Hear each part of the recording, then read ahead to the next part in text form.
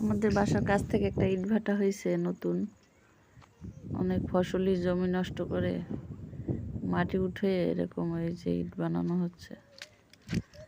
একটা গ্রুপ হয়তো ফসলি জমি বিক্রি করে দিছে, আমরা এরকম এখন এই যে মাটি আইনে অনেক সুন্দর যত্ন করে ইট বানাই রাখছে। এখন পর্যন্ত ইটগুলো পোড়ানো হয় নাই, সবে মাত্র বানাইয়ে গুছিয়ে রাখছে। এই যে ধান ক্ষেত, কত সুন্দর ফসলি জমি, এখান থেকে মাটি নিয়ে আসছে। কিন্তু আমরা এটা দেখতে গেছিলাম, অনেক হাজার হাজার ইট বানাই রাখছে। সারিতে সারিতে শুধু ইট আর ইট।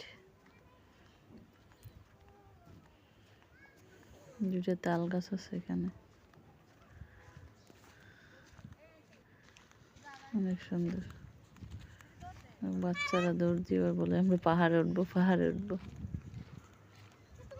ওই দূরে এসে পাহাড়ে উঠতে গেছে।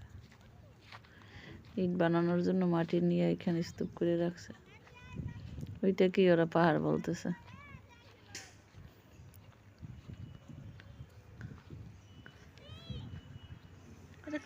রাস্তার পাশেই আছে, যাতায়াত ব্যবস্থা খুবই ভালো। এরকম করো হাত। একটা খাল আছে, ওখানে ট্রলার দিয়ে নিয়ে যাওয়া যায়, আবার গাড়িতে, রাস্তা দিয়ে গাড়িতে নিয়ে যাওয়া যায়, যার জন্য ইটভাটাটা ওরকম পজিশন দেখিয়ে বানাইছে।